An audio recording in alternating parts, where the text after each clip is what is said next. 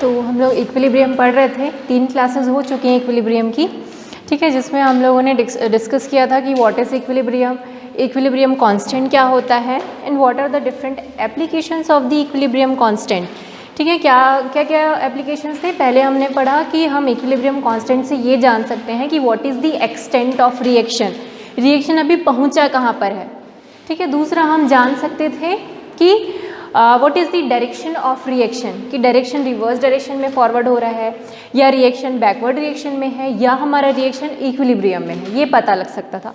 और तीसरा एप्लीकेशन था to calculate the equilibrium concentration, जिससे रिलेटेड न्यूमेरिकल हमने लास्ट क्लास में किए थे। ठीक है, आज हम लोग करने वाले हैं कि what are the factors which affect the equilibrium. अगर कोई रिएक्शन इक्विलिब्रियम में है तो कौन कौन से फैक्टर्स हैं जो उस इक्विलिब्रियम को चेंज कर सकते हैं। ठीक है, सो क्या क्या फैक्टर्स हो सकते हैं, आपको क्या लगता है? Temperature, what else? Pressure, volume, हाँ, नंबर ऑफ मोल्स,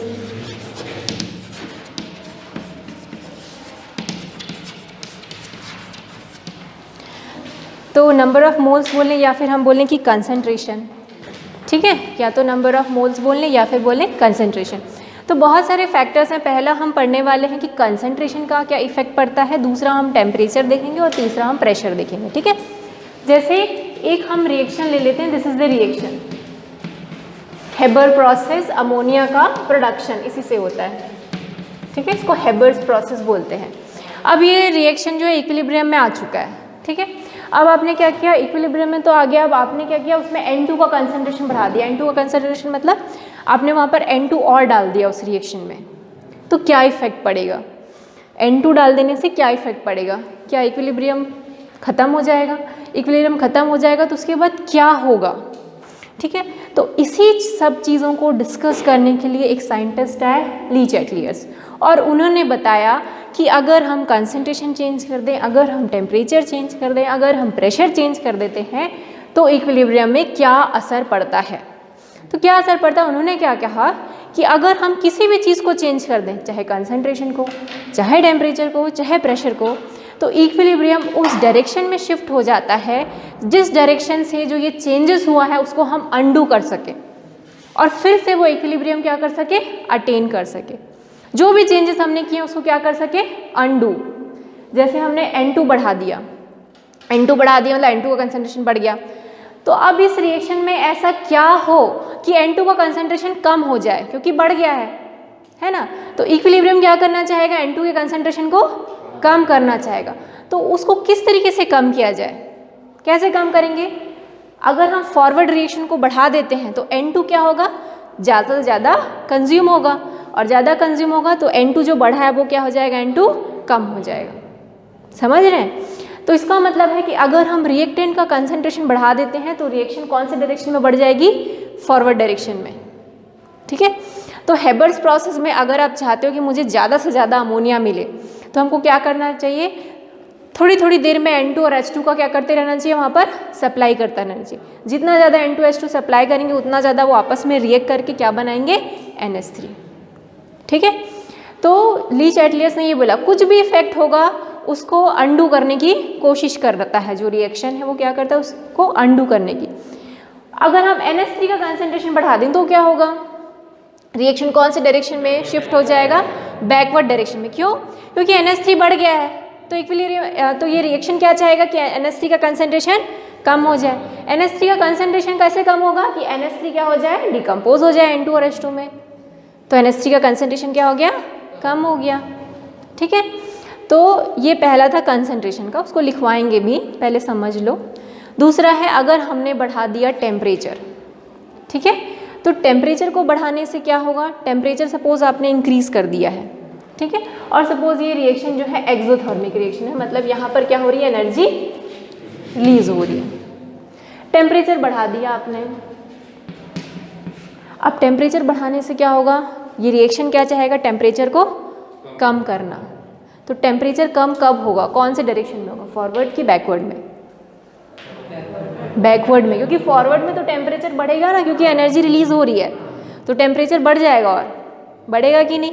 आपने टेम्परेचर बढ़ा दिया है और ऑलरेडी आप यहाँ से हीट निकल ही रही है तो टेम्परेचर और ज़्यादा बढ़ गया फॉरवर्ड डायरेक्शन में। और रिवर्स डायरेक्शन में क्या होगा? ये एनर्जी कंज्यूम हो जाएगी, होगी कि नहीं? एनर्जी कंज्यूम होगी और फिर से N2 और H2 हमको मिल जाएगा।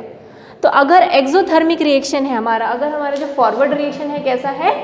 एक्सोथर्मिक है, तो बैकवर्ड रिएक्शन क्या हो जाएगा हमारा? एंडोथर्मिक हो जाएगा। तो अगर हम टेम्परेचर इंक्रीज करेंगे तो कौन सा रिएक्शन बढ़ेगा?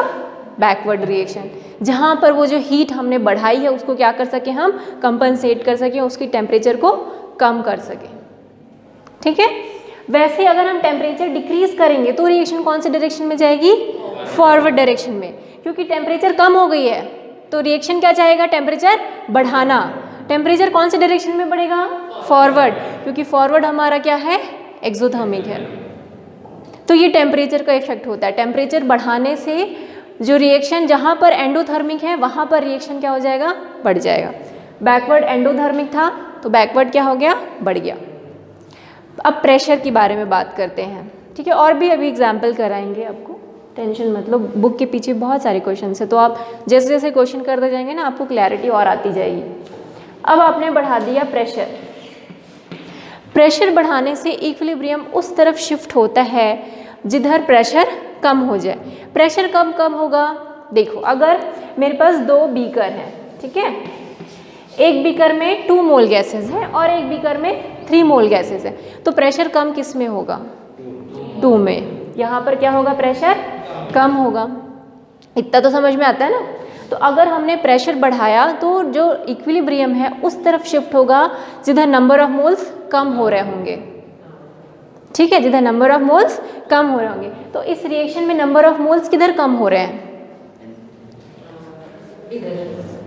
फॉरवर्ड डायरेक्शन में। देखो इधर कितने मोल हैं? 4। इधर कितने मोल हैं? 2 मोल्स।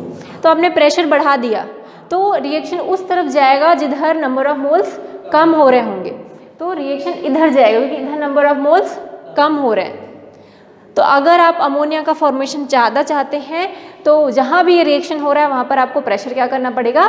बढ़ाना पड़ेगा। जैसे ही आप प्रेशर इंक्रीज करोगे अमोनिया का जो है फॉर्मेशन बढ़ जाएगा। सो अमोनिया के प्रोसेस में अगर हम देखें, अगर अमोनिया के फॉर्मेशन में देखें तो what is the desirable condition? Desirable condition है कि टेम्परेचर कम होना चाहिए, तभी तो वो क्या होगा? इस डायरेक्शन में रिएक्शन जाएगा, है ना। दूसरा, प्रेशर बढ़ाएंगे तभी ये इधर जाएगा और हमको कॉन्स्टेंटली N2 और H2 को क्या करना पड़ेगा? सप्लाई करना पड़ेगा। तो इस तरीके से जो किसी बड़े बड़े इंडस्ट्रीज़ में है ना, वो लोग इस तरीके से फेवरेबल कंडीशन निकालते हैं कि भाई मुझे अमोनिया का फॉर्मेशन करना है तो मुझे कितना टेम्परेचर रखना चाहिए, कितना प्रेशर रखना चाहिए और किस तरीके से वो प्रोसेस को करना चाहिए।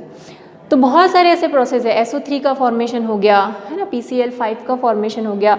उन सब में हम यही सब ली-चैटलियर्स का प्रिंसिपल का यूज़ करके जो इंडस्ट्रीज़ हैं ना वो फेवरेबल कंडीशंस निकालती हैं और अपने प्रोडक्शन को बढ़ाती है। ठीक है, तो लिख लीजिए Le Chatelier's principle. If a system in equilibrium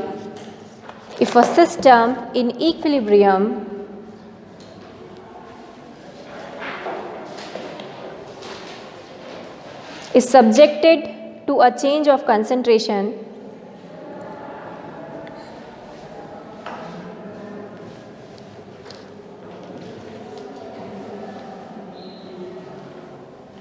temperature or pressure,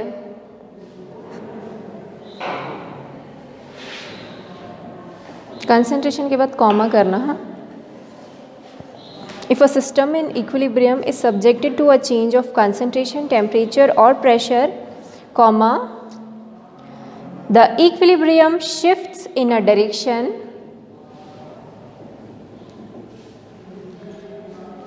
that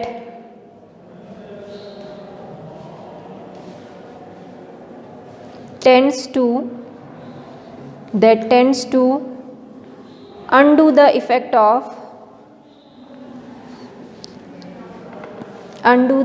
of the change imposed imposed, ठीक है।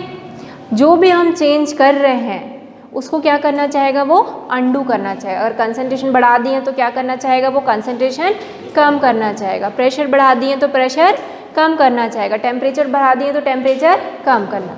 इसका उल्टा भी वैसे ही होगा, वाइसे वर्सा है ना। टेम्परेचर कम कर दिए तो टेम्परेचर क्या चाहेगा, वो बढ़ाना चाहेगा, ठीक है। और अगर हमने कंसंट्रेशन कम कर दिया तो उसको क्या करेगा, बढ़ाना चाहेगा, ठीक है। हाँ, इसमें और भी है, जैसे कि इस रिएक्शन में मैंने बताया था कि N2 और H2 डालेंगे तो फॉरवर्ड डायरेक्शन में क्या हो जाएगा, रिएक्शन हो जाएगा। इसमें क्या करेंगे, बार बार आप अमोनिया को भी निकालते रहो यहाँ से। जैसे ही अमोनिया फॉर्म हुआ, अमोनिया को निकाल लो यहाँ से। तो अमोनिया को निकाल लिए तो अमोनिया का अमाउंट क्या हो गया, कम हो गया। अब अमोनिया का अमाउंट कम हो गया तो रिएक्शन क्या चाहेगा कि अमोनिया का अमाउंट बढ़ जाए। कैसे बढ़ेगा, कौन से रिएक्शन में, फॉरवर्ड में। फॉरवर्ड डायरेक्शन में ही अमोनिया का कंसंट्रेशन बढ़ेगा। तो जैसे जैसे अब अमोनिया बनता गया, आप निकालते जाएं तो अमोनिया का फॉर्मेशन क्या हो जाएगा, बढ़ जाएगा। तो जब ये रिएक्शन जब हेबर्स प्रोसेस इंडस्ट्रीज़ में कराते हैं तो ये जो प्रोडक्ट फॉर्मेशन हुआ है उसको बार बार वहाँ से क्या करते हैं, आउटलेट करवाते जाते हैं और कहीं दूसरी जगह स्टोर करते जाते हैं ताकि हम अमोनिया का फॉर्मेशन बढ़ा सकें, ठीक है। सो रिएक्शन कब फॉरवर्ड डायरेक्शन में जाएगी, कब बैकवर्ड डायरेक्शन में जाएगी, ऐसे क्वेश्चंस आते हैं। जैसे आपको कोई भी क्वेश्चन दे दिया और उसके बाद पूछा जाएगा कि अगर इस रिएक्शन में हमने टेम्परेचर को इंक्रीज़ किया तो क्या इफेक्ट पड़ेगा, ठीक। तो पीछे आपके बैक एक्सरसाइज में क्वेश्चन है ये।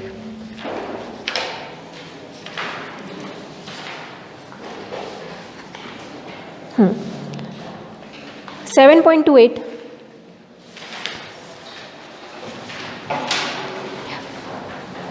देखो क्वेश्चन क्या बोलता है, dihydrogen gas is obtained from natural gas by partial oxidation with steam as per following endothermic reaction। एक एंडोथर्मिक रिएक्शन हो रहा है, CH4 और क्या है, वाटर है, H2O है, आपस में कन्वर्ट होकर क्या बना रहे हैं, CO और 3H2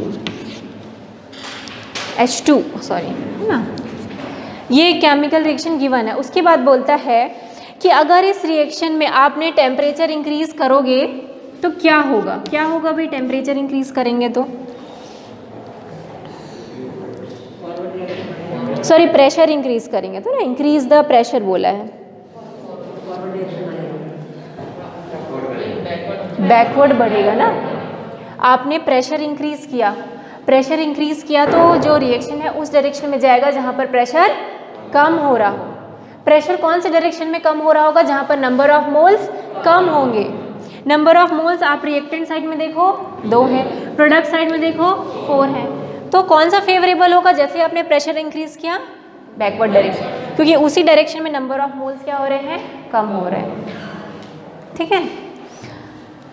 टेम्परेचर इंक्रीज करेंगे तो क्या होगा,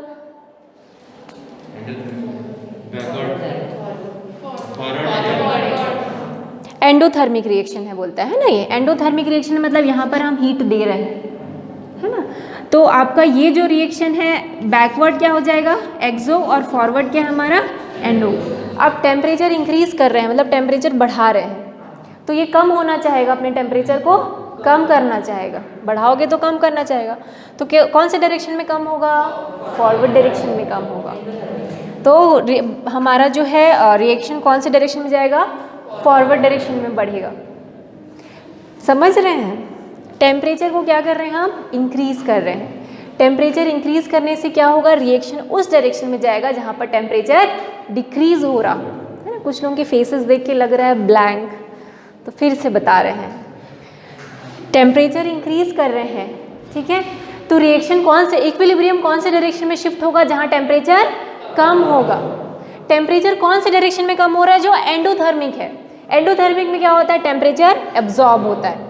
टेम्परेचर एब्जॉर्ब होगा तो ऑब्वियसली ठंडा हो जाएगा ना वो चीज़ वहाँ पर एटमॉस्फेयर। तो एंडोथर्मिक कौन सा हमारा, फॉरवर्ड रिएक्शन।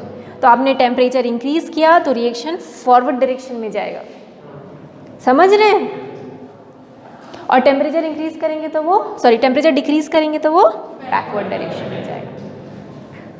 उसके बाद कैटलिस्ट का यूज़ करेंगे तो क्या होगा, तो इक्विलिब्रियम शिफ्ट नहीं होता है। जब हम कैटलिस्ट, मैंने पहले भी बताया था, जब हम कैटलिस्ट यूज़ करते हैं तो इक्विलिब्रियम कभी भी शिफ्ट नहीं होता है। हाँ, हमको इक्विलिब्रियम जल्दी मिल जाता है।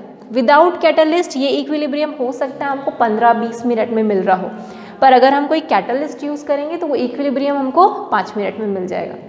ठीक है, सो कैटलिस्ट क्या करते हैं, they just provide a alternate path for the reaction. जैसे मैंने आपको एग्जांपल दिया था, एक हिल है ना, आपको हिल को क्रॉस करना है तो विदाउट कैटलिस्ट आपको इतना डिस्टेंस ट्रेवल करना पड़ेगा, और कैटलिस्ट हो तो हमको क्या कर देगा, एक अल्टरनेट पाथ बना देगा, तो वहाँ से रिएक्शन पास हो जाएगा हमारा। सो जो कैटलिस्ट होते हैं they provide alternate path so that वो रिएक्शन क्या हो जाए, जल्दी हो जाए। ठीक है, सो कैटलिस्ट अगर हम डाल दें तो इक्विलिब्रियम शिफ्ट नहीं होता है, बस हमको इक्विलिब्रियम जल्दी से अटेन हो जाता है। तो इस टाइप के क्वेश्चन जो है एग्जाम में आते हैं, 3 मार्क्स के तो एकदम डेफिनेटली आते हैं, 3 या 2 नंबर के। हाँ, वो बोलता है कि क्या इफेक्ट होगा, तो क्या इफेक्ट होगा, अगर प्रेशर इंक्रीज कर देंगे तो इक्विलिब्रियम बैकवर्ड डायरेक्शन में शिफ्ट हो जाएगा, है ना, अगर टेम्परेचर इंक्रीज करेंगे तो इक्विलिब्रियम फॉरवर्ड डायरेक्शन में शिफ्ट हो जाएगा। ऐसे ही लिखना रहता है आंसर। ठीक है, तो पहले हम लोग बुक का जो एग्जाम्पल है, ये जो इम्पॉर्टेंट एक ग्राफ है, इसको मैं बता देती हूँ। ठीक है,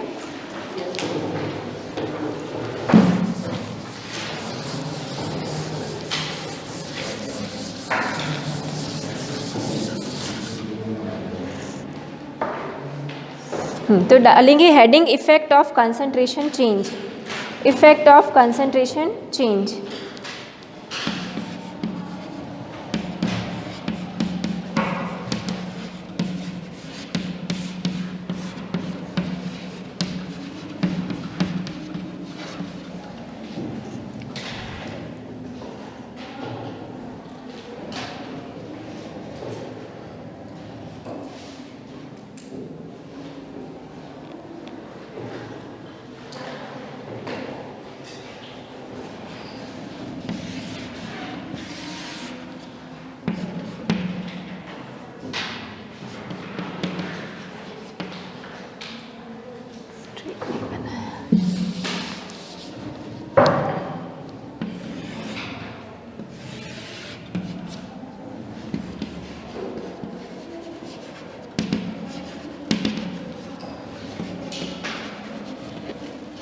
एक रिएक्शन है जिसमें हाइड्रोजन और आयोडीन जो है आपस में कंबाइन होकर क्या बना रहे हैं, HI, और ये रिएक्शन इक्विलिब्रियम में। इक्विलिब्रियम मतलब rate of forward reaction is equal to the rate of backward reaction. तो ऐसा लगता है कि कोई रिएक्शन नहीं हो रहा है, बट रिएक्शन होता है। ठीक है, H2I2 जो है जिस रिएक्शन में HI बना रहे हैं उसी रेट से HI जो है क्या हो रहा है, डिकम्पोज भी हो रहा है।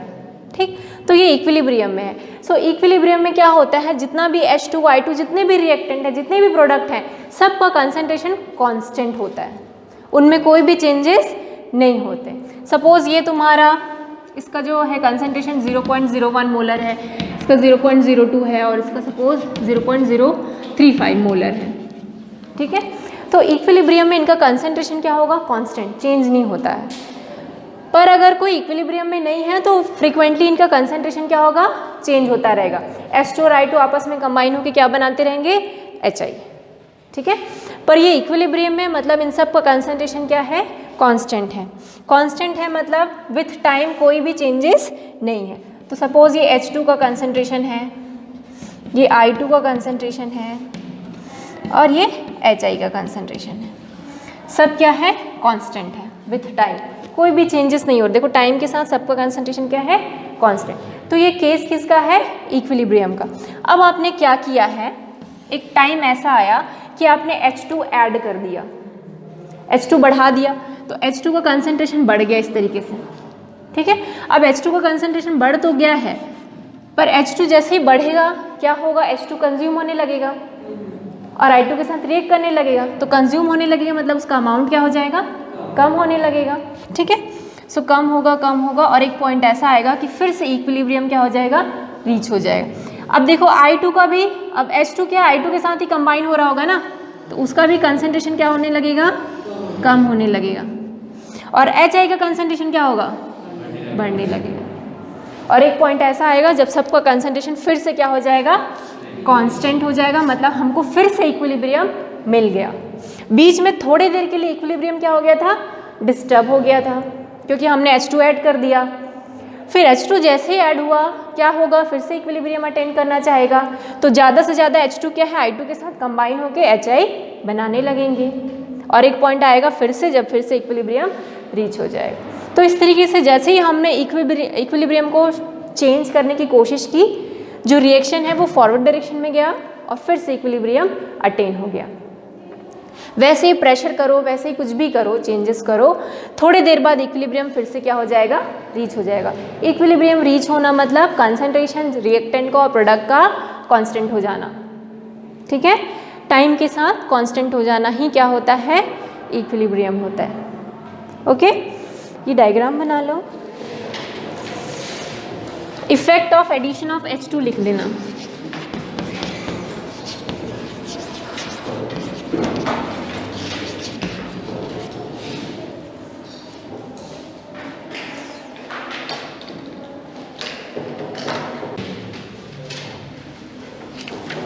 हो गया, लिखिए if H2 और I2 is added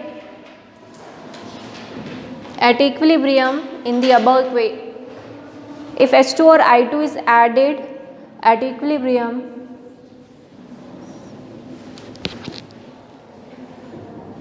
comma equilibrium will shift in the forward direction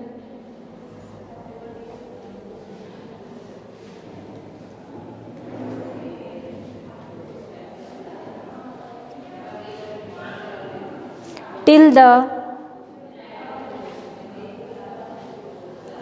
equilibrium is re-established। ये लाइन समझ में आई, क्या लिखा हुआ है?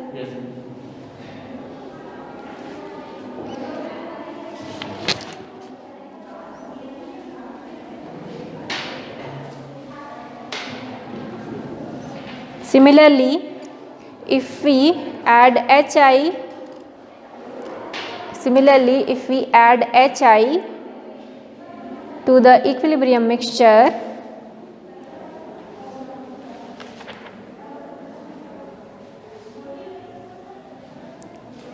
comma, equilibrium will shift in the backward direction।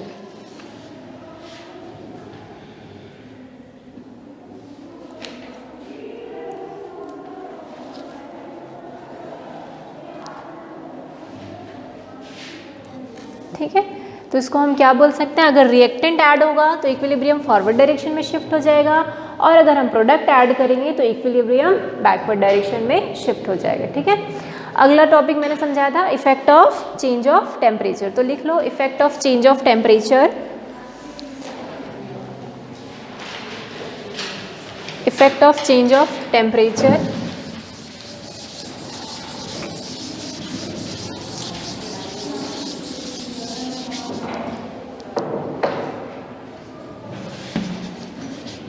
Example,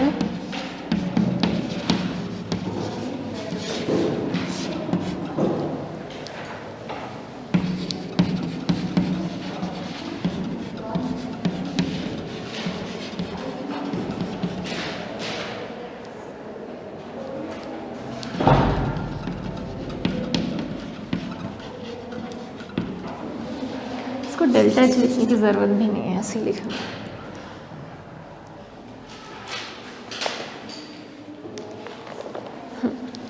अगर डेल्टा एच माइनस में है, इसका मतलब क्या हो रहा है, यहाँ पर हीट रिलीज हो रही है ना। जब भी डेल्टा एच माइनस में मतलब वो क्या हो रही है, वहाँ पर हीट रिलीज हो रही है, तो हमारा ये रिएक्शन क्या हो गया, एक्सोथर्मिक, और फॉरवर्ड रिएक्शन क्या हो गया, एंडोथर्मिक। ठीक है, सो लिख लो if the temperature is increased, then according to Le Chatelier's principle,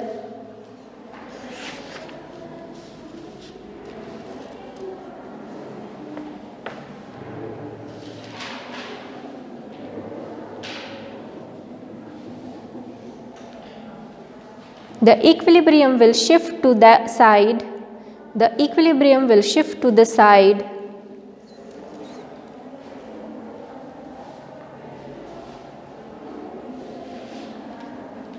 that absorbs heat.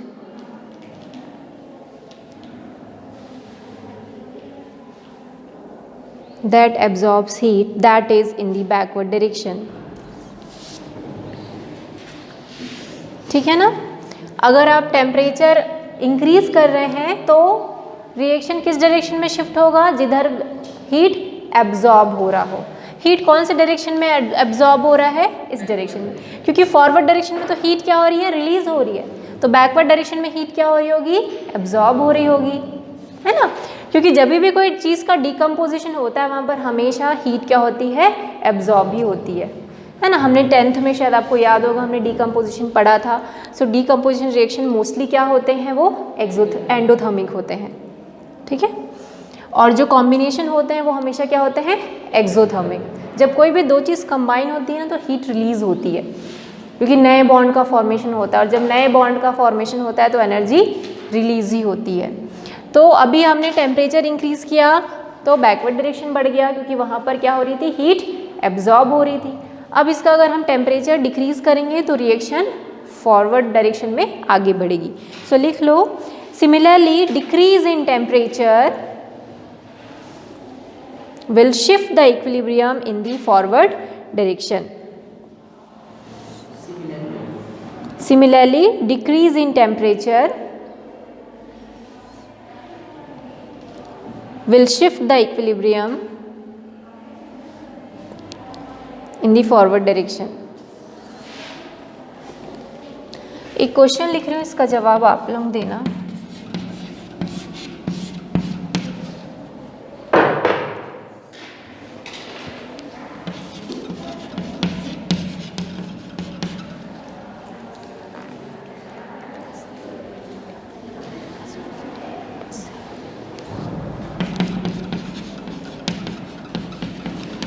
इस रिएक्शन में अगर हम टेम्परेचर इंक्रीज़ करते हैं तो क्या होगा, और टेम्परेचर डिक्रीज़ करते हैं तो क्या होगा? सोचिए, और सोचने के बाद जिसको समझ में आता है just raise your hand.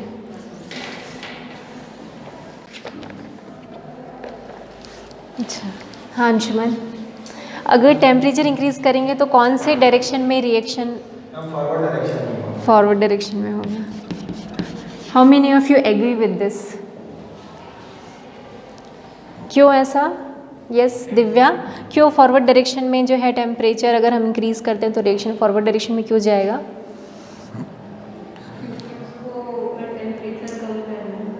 Stand up and give me the answer.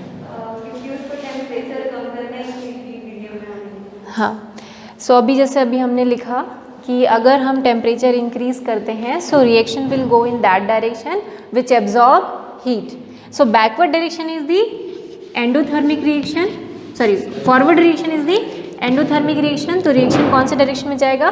Forward में, ठीक है। और अगर हम टेम्परेचर डिक्रीज़ करते हैं तो रिएक्शन कौन से डायरेक्शन में मूव होगा? फॉरवर्ड में, सॉरी बैकवर्ड में। क्यों बैकवर्ड में मूव होगा? क्योंकि उधर टेम्परेचर इंक्रीज़ होगा, क्योंकि यहाँ बढ़ रहा है, कम हो रहा है, कम हो रहा है तो रिएक्शन क्या चाहेगा कि टेम्परेचर बढ़ जाए। तो बढ़ेगा कौन से डायरेक्शन में? Backward direction. तो ये बैकवर्ड डायरेक्शन में जो इक्विलिब्रियम क्या हो जाएगा? शिफ्ट हो जाएगा, ठीक है।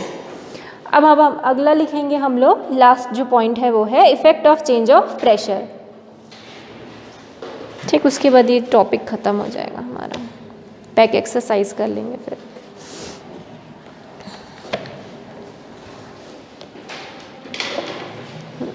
अगेन यही एग्जाम्पल लिख लो आप लोग। अब हमको डेल एच की ज़रूरत नहीं होगी।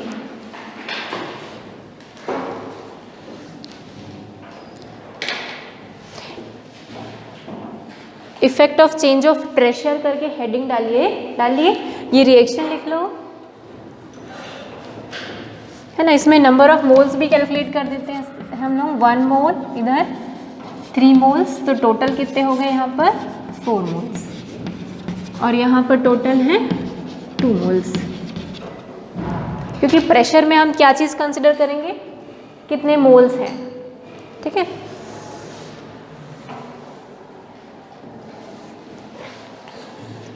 If the pressure on the system is increased, if the pressure on the system is increased,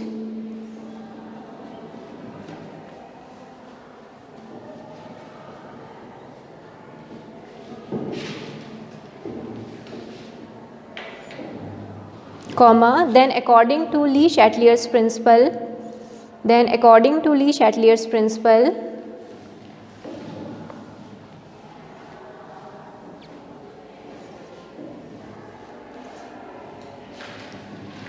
the equilibrium will shift in that direction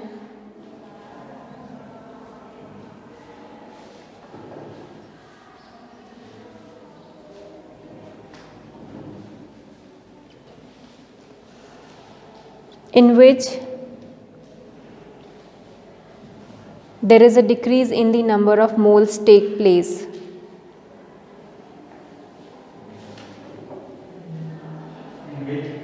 In which there is decrease in the number of moles takes place. There is decrease in the number of moles takes place, that is in the forward direction.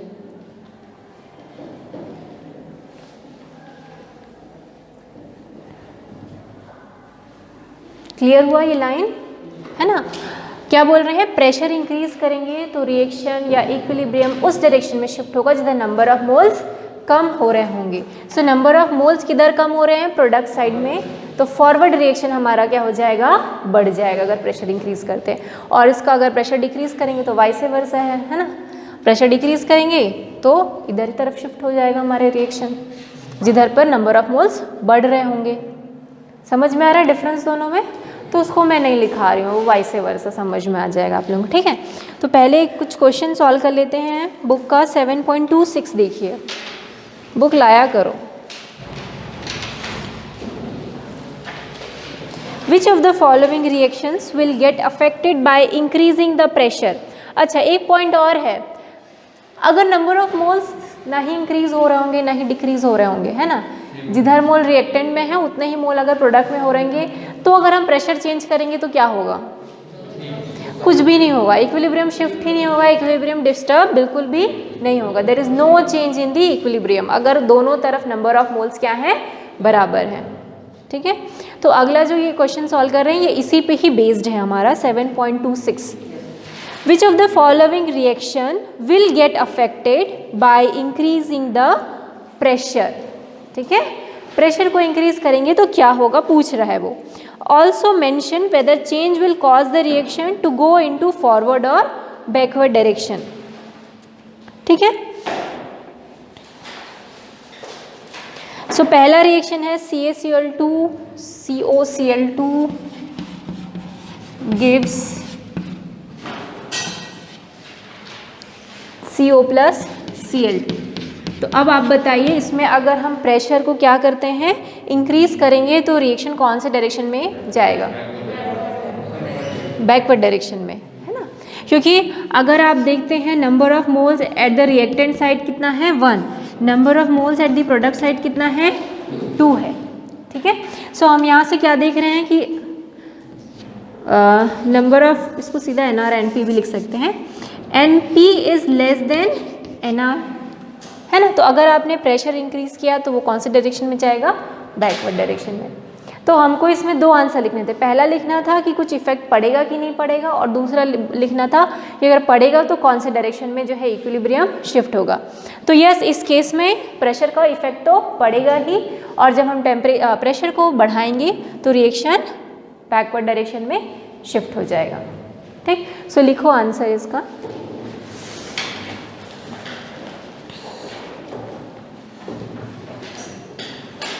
Reactions affected by the pressure, reactions affected by the pressure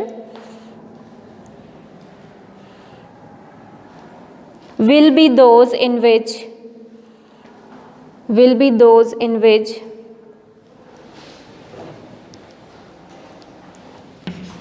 NP is not equal to NR, ठीक है। सिर्फ उन्हीं reaction में pressure का effect पड़ेगा जहाँ पर product के मोल्स और रिएक्टेंट के मोल्स बराबर नहीं हैं। अगर जहाँ पर बराबर हो गए वहाँ पर प्रेशर का इफेक्ट नहीं पड़ेगा। ठीक है, जैसे हमने इस केस में देखा दोनों बराबर थे क्या, नहीं, तो प्रेशर जैसे ही हमने बढ़ाया रिएक्शन कौन सी डायरेक्शन में चल गया, forward direction, sorry backward direction में। ठीक, सो प्रेशर का इफेक्ट सिर्फ उन्हीं रिएक्शंस में पड़ता है जहाँ NP is not equal to NR। इतना लिख लिए। ठीक, आगे लिखो, by applying Le Chatelier's principle, by applying Le-Chatelier's principle we can predict the direction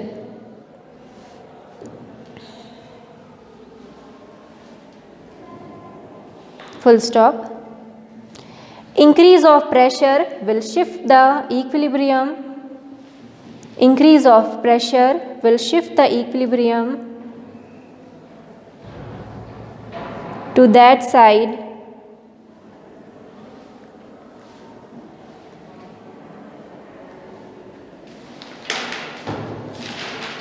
in which number of moles is less.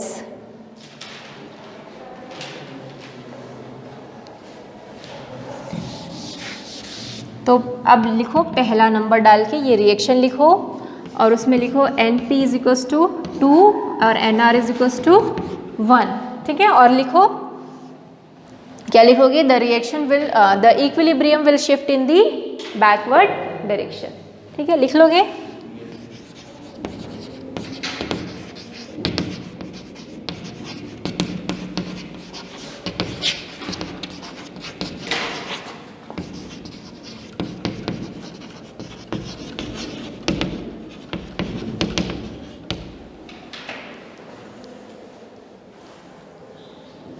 ये भी लिख सकते हो यहाँ पर NR is less than NP।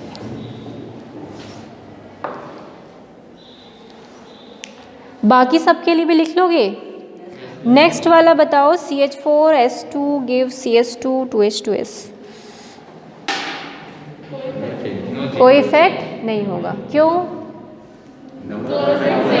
NP is equals to NR। ठीक है, तो वहाँ पर प्रेशर का कोई भी इफेक्ट नहीं होगा। तो क्या लिखोगे, reaction will not be affected by pressure. Why? Because NP is equals to NR। ठीक है, नेक्स्ट में हाँ, नो चेंज।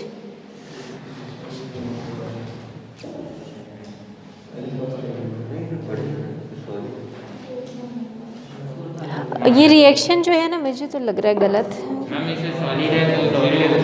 हाँ, सॉलिड है ना। थर्ड वाले में देखो सिर्फ आपको गैशियस को कंसिडर करना है, सॉलिड को कंसिडर नहीं करना है। ठीक है, तो CO2 है हमारा गैशियस फॉर्म में और ये है तुम्हारा सॉलिड फॉर्म में, तो हमको सिर्फ गैसियस के मॉलिक्यूल्स को ही कंसिडर करना है। तो हमारा NR हो गया 1 जबकि NP हो गया 2, है ना, बैकवर्ड डायरेक्शन में। The reaction will go in the backward direction. लिख लो भाई, याद नहीं रहेगा तो लिख लो इस केस में NP NR क्या है। फोर्थ केस में हाँ होगा, कौन से डायरेक्शन में होगा, फॉरवर्ड डायरेक्शन में। ठीक है, फिफ्थ सॉलिड को कंसिडर नहीं करेंगे, है ना, तो बैकवर्ड डायरेक्शन में हो जाएगा। ठीक है, सिक्स्थ वाला क्यों नहीं होगा, एक में 9 है एक में 10 है ना नंबर ऑफ मोल्स, है ना, तो बैकवर्ड डायरेक्शन में हो जाएगा। तो लिख लोगे ना सारा आंसर इसको। ठीक, तो 7.26 को पूरा बाकी के क्वेश्चन, बाकी जितने भी क्वेश्चन है उसको लिख लेना। 7.25 देखो, does the number of moles of reaction products increase, decrease or remain same when each of the following equilibria is subjected to decrease in pressure by increasing the volume। आप pressure यहाँ पर क्या कर रहे हो, डिक्रीज कर रहे हो, तो क्या होगा, कौन से डायरेक्शन में शिफ्ट होगा, है ना। और पूछता है नंबर ऑफ मोल्स क्या होंगे, डिक्रीज होंगे कि इंक्रीज होंगे, ये भी पूछता है।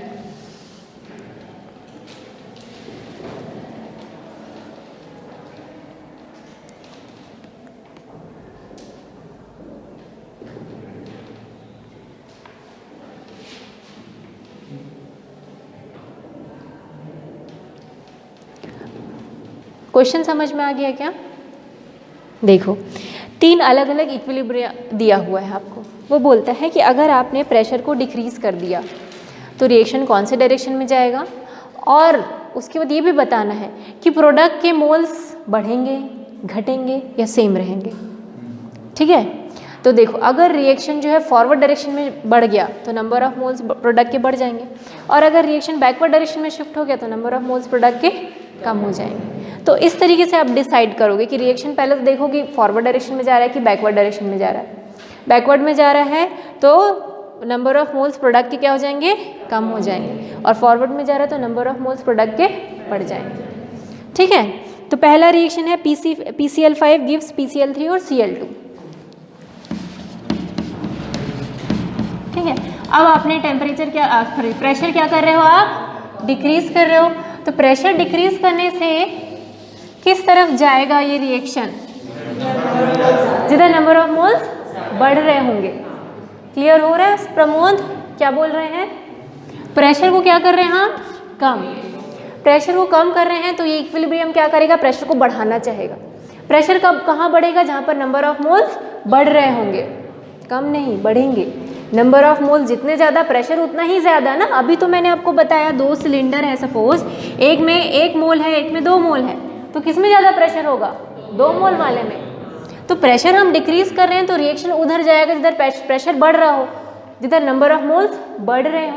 तो आपने प्रेशर क्या किया, डिक्रीज किया, तो फॉरवर्ड डायरेक्शन में क्या हो जाएगा, ये रिएक्शन मूव करेगा। तो प्रोडक्ट के मोल्स क्या होंगे, बढ़ेंगे कि कम होंगे, बढ़ेंगे। तो इस केस में जो प्रोडक्ट्स का है वो मोल बढ़ जाएगा। ठीक है, अब सेकंड केस में देखो CaO क्या है हमारा, सॉलिड फॉर्म में है, CO2 कौन से फॉर्म में है, गैसियस। क्या दे रहे हैं दोनों मिलके, CaCO3 सॉलिड फॉर्म में है अगेन, बैकवर्ड डायरेक्शन में, तो हमारा प्रोडक्ट का मोल्स क्या होगा, कम होगा। समझ रहे? लास्ट वाले में देखो नो चेंज है।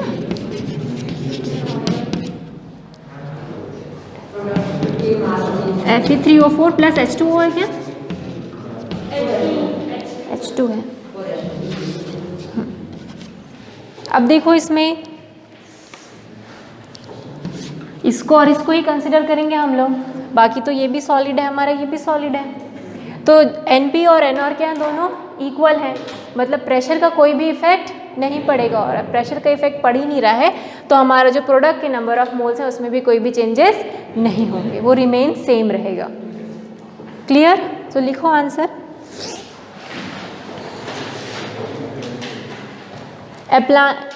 Applying Le Chatelier's principle, applying Lee-Chateliers principle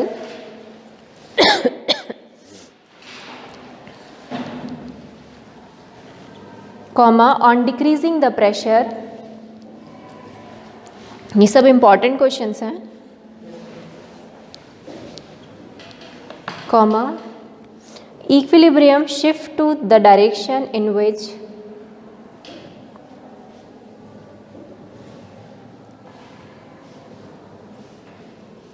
pressure increases,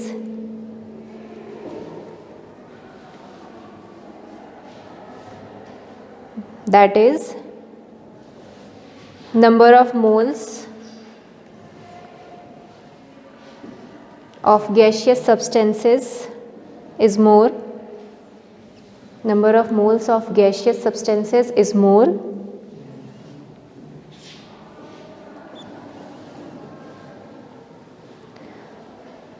ठीक। अब पहला वाला जो है उसको रिएक्शन को लिख लो, फर्स्ट रिएक्शन को लिख लो, PCl5 गिव्स PCl3 और प्लस Cl2। ठीक है, रिवर्सिबल का साइन लगाएंगे, जो रिवर्सिबल रिएक्शन होते हैं उसमें इस तरीके का क्या लगता है, साइन लगता है। ठीक है, जो बच्चे नए हैं जिन्होंने अभी तक देखा नहीं है, सो इसमें क्या होगा, by decreasing the pressure in this reaction, by decreasing the pressure in this reaction, by decreasing the pressure, reaction will go in the back forward direction, The reaction will go in the forward direction.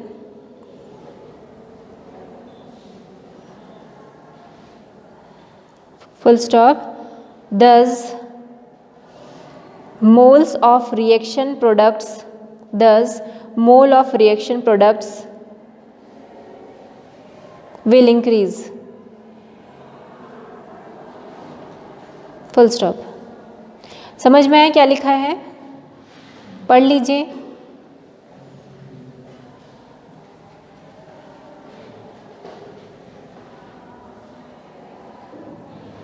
ऐसे ही दूसरे का answer भी लिख लोगे? क्या लिखोगे दूसरे में? By decreasing the pressure backward direction, hence moles of reaction product will decrease. और आखिरी वाले में क्या लिखोगे? Remain same, number of reaction product remain same, क्योंकि वहाँ पर प्रेशर चेंज का कोई भी इफेक्ट नहीं पड़ेगा, क्योंकि number of moles of product is equal to the number of moles of reactant. Clear है? ठीक। 2 क्वेश्चन और हैं, उसको भी कर लेते हैं। 7.28 7.29 28 लिख लोगे ना? खुद से लिख लोगे? 29 भी खुद से लिख लेना। ठीक, मैं एक बार करवा बस देती हूँ, आप पढ़ो क्वेश्चन को, तब तक थोड़ा सा समझो क्या लिखा हुआ है और मुझे बताओ उसका आंसर। ठीक है?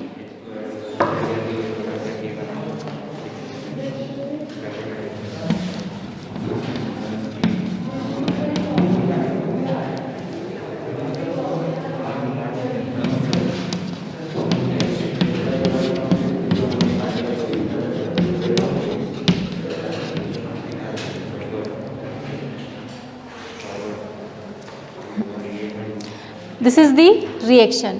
हाइड्रोजन और कार्बन मोनोऑक्साइड जो है वो कंबाइन होकर मेथेनॉल बना रहे हैं। ठीक है? अब बोलता है कि अगर हम इसमें एडिशन ऑफ हाइड्रोजन कर दें तो क्या इफेक्ट होगा? So equilibrium will shift in the forward direction. Clear है? Okay. Addition of CH3OH backward direction, removal of CO backward direction. आपने CO को रिमूव कर दिया, इक्विलिब्रियम क्या चाहेगा कि CO का अमाउंट बढ़ जाए। CO कब बढ़ेगा? इन दी बैकवर्ड डायरेक्शन। समझ में आ रहा है? ठीक, बैकवर्ड करेक्ट बोल रहे हैं आप लोग। Removal of CH3OH forward direction, क्योंकि CH3OH कम हो गया तो वो और ज़्यादा बनाने की कोशिश करेगा और फॉरवर्ड डायरेक्शन में रिएक्शन जाते जाएगा। सो लिख लेंगे ये ऐसा टाइप का आंसर।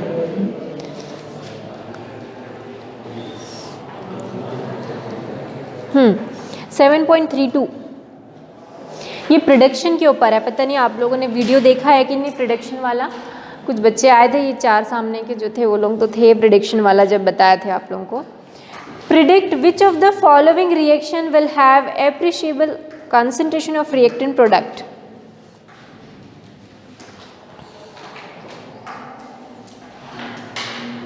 देखो आपको रिएक्शन दिया हुआ और Kc की वैल्यू दी हुई है ना?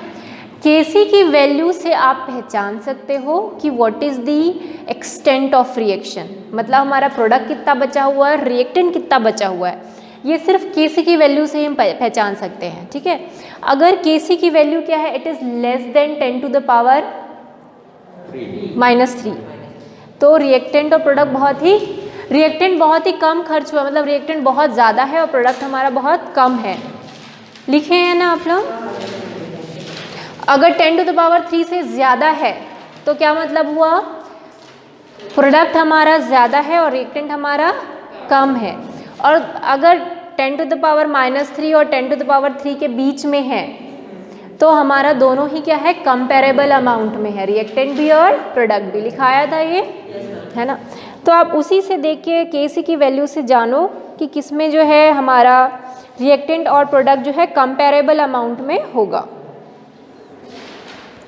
कब होगा कंपेरेबल अमाउंट में? जब Kc की वैल्यू कब होगी? -3 से 10 to the power 8 के रेंज में होगी। जब Kc की वैल्यू इस रेंज में होगी तब रिएक्टेंट और प्रोडक्ट हमारा क्या होगा? कंपेरेबल अमाउंट में। कंपेरेबल मतलब जितना रिएक्टेंट है उतना ही क्या रहेगा?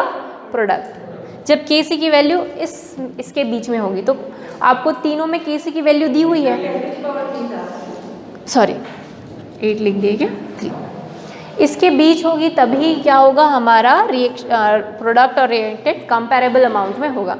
तो आप बताओ इन तीनों में से कौन सा ऐसा रिएक्शन है जिसमें Kc की वैल्यू इन दोनों के बीच में लाई करती है? थर्ड वाले में, है ना। सो फॉर रिएक्शन C जो है, the reactant and product will present in the comparable amounts, है ना। जो पहला रिएक्शन है उसके लिए Kc की वैल्यू क्या है हमारी?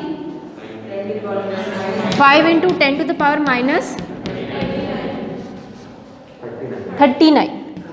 अगर माइनस में है ना वैल्यू Kc की, बहुत ज़्यादा माइनस में है, इसका मतलब है कि हमारा रिएक्टेंट ज़्यादा है और प्रोडक्ट कम है। मतलब रिएक्शन अभी अभी स्टार्ट हुआ है या बहुत जल्दी इक्विलिब्रियम हो गया हमारा रिएक्शन, प्रोडक्ट बना ही नहीं है और इधर इक्विलिब्रियम रीच हो गया है, इसका मतलब ये है। जो नेक्स्ट में Kc की वैल्यू बहुत ज़्यादा है, 10⁸ है, उसका मतलब क्या हुआ? रिएक्टेंट कम है और प्रोडक्ट ज़्यादा है। पर अगर इसके बीच में है, इसका मतलब हमारा दोनों ही क्या है, अमाउंट इक्वल है, कंपैरेबल है, ठीक है।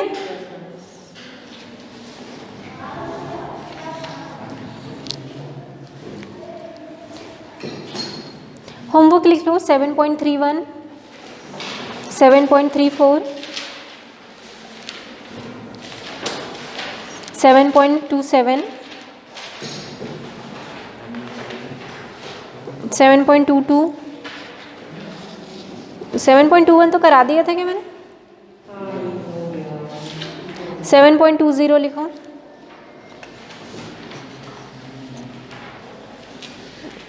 7.18,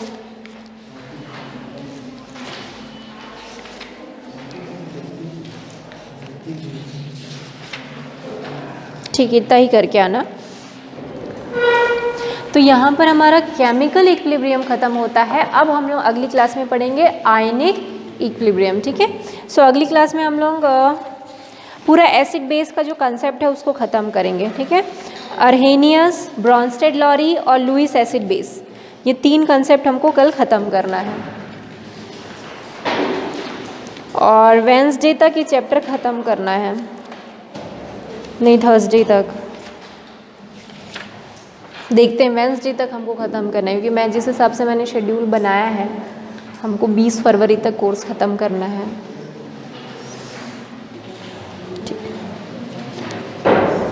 ठीक है, तो कल एसिड बेस एंड सॉल्ट पढ़िए। Okay, thank you.